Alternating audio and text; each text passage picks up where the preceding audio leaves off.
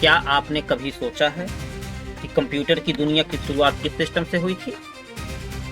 आज हम बात कर रहे हैं एक ऐसे ऑपरेटिंग सिस्टम की जिसने कंप्यूटिंग की नींव रखी।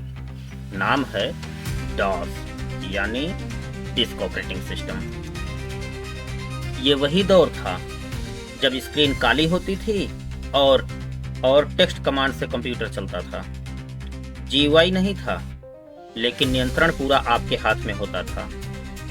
डॉस एक ऐसा ऑपरेटिंग सिस्टम था जो कंप्यूटर को बूट करने, फाइल मैनेज करने और कमांड्स के जरिए ऑपरेट करने की सुविधा देता था। यह खास तौर से कमांड लाइन आधारित था और विंडोज आने से पहले के दौर में बेहद लोकप्रिय था। अब चलते हैं इतिहास की ओर और जानते हैं डॉस की शुरुआत कैसे हुई।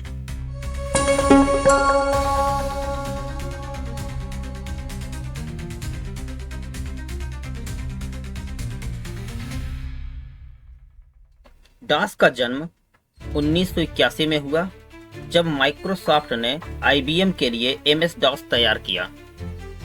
यह विशेष रूप से आईबीएम पीसी के लिए डिजाइन किया गया था और फ्लॉपी डिस्क से लोड होता था।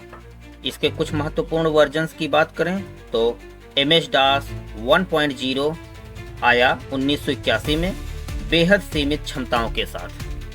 फिर एमएस डॉस 2.0 1983 में आया जिसमें हार्ड डिस्क और डायरेक्टरी सपोर्ट जोड़ा गया। एमएस डॉस 6.0 1993 में आया, बेहतर मेमोरी मैनेजमेंट और double space disk comparison utility के साथ आया।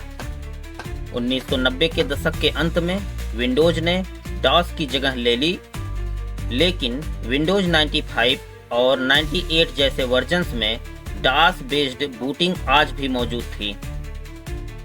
अब जानते हैं डॉस के प्रमुख फीचर्स। सबसे पहले तो यह एक कमांड लाइन इंटरफेस यानी CLI पर आधारित सिस्टम था, जहां GUI की बजाय dir, कॉपी, डेल जैसे टेक्स्ट कमांड का उपयोग होता था। यह एक सिंगल टास्किंग इन्वायरमेंट था, एक समय पर केवल एक ही प्रोग्राम चल सकता था। फाइल मैनेजमेंट के लिए कमांड्स के जरिए फोल्डर बनाना, हटाना, कॉपी करना और नेविगेट करना संभव था। डॉस की मेमोरी मैनेजमेंट इन्वायरमेंटल, अपर और एक्सपेंडेड मेमोरी को मैनेज करने में सक्षम थी और यह FAT12 और FAT16 फाइल सिस्टम पर आधारित होता था। और सबसे जरूरी यह कि यह एक बूट लोडर की तरह काम करता था, यानी सिस्टम ऑन होते ही डिस्क से ओएस लोड करता था। अब बात करते हैं इसके फायदों की। तो डॉस लाइट वेट था, बहुत कम हार्डवेयर संसाधनों में आसानी से चलता था, बूटिंग बहुत तेज होती थी और यूजर को सिस्टम के लो लेवल तक पूरा कंट्रोल मिलता था। इसके ऑपरेशन की सिंपलिसिटी इसे टेक्निकल यूजर के लिए बेहद सुविधाजनक बनाती थी, लेकिन इसके कुछ लिमिटेशन भी थे। इसमें GUI नहीं था, जिससे आम उपयोगकर्ताओं के लिए इसका उपयोग मुश्किल था। मल्टीटास्किंग की सुविधा नहीं थी, एक बार में केवल एक ही कार्य, कोई सिक्योरिटी फीचर्स नहीं, न पासवर्ड, न यूजर लॉगिन और आधुनिक हार्डवेयर के साथ ड्राइवर सपोर्ट सीमित था।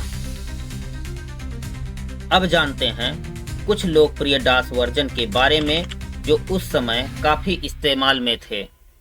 सबसे पहले एमएस डॉस जो माइक्रोसॉफ्ट ने आईबीएम पीसी के लिए बनाया, फिर आया पीसी डॉस आईबीएम द्वारा विकसित, और आज के समय में फ्री डॉस एक आधुनिक ओपन सोर्स डॉस जिसे आज भी कुछ सिस्टम और बूट टूल्स में उपयोग किया जाता है।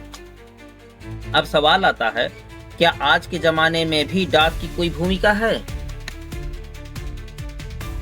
जी हाँ, पुराने लेगेसी सिस्टम और एम्बेडेड डिवाइस में डॉस आज भी इस्तेमाल होता है। शिक्षण संस्थानों में ऑपरेटिंग सिस्टम की मूलभूत समझ के लिए डास को अब भी सिखाया जाता है। सिस्टम रिकवरी, बायोस अपडेट और डिस्क क्लीनअप जैसे कार्यों के लिए बूटेबल डास टूल आज भी उपयोगी है। जो पुराने डास गेम हैं उन्हें आज भी डास बॉक्स जैसे एमुलेटर्स के जरिए खेला जा सकता है। अब अगर भविष्य की बात करें तो डास को फ्री डास और डास बॉक्स जैसी तकनीकों से संरक्षित किया जा रहा है। ऑपरेटिंग सिस्टम सिखाने के लिए यह एक शानदार शैक्षणिक उपकरण बना रहेगा।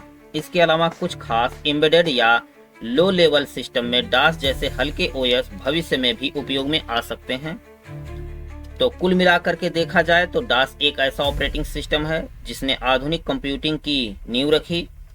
इसकी सादगी, तेजी और नियंत्रण आज भी इसे टेक्निकल उपयोगकर्ताओं और शिक्षा के क्षेत्र में जिंदा रखे हुए हैं। अगर आपको यह वीडियो अच्छी लगी हो तो इसे लाइक करें, चैनल को सब्सक्राइब करें और इसे दूसरों तक जरूर शेयर करें और अंत में बेल आइकन जरूर प्रेस करें। धन्यवाद।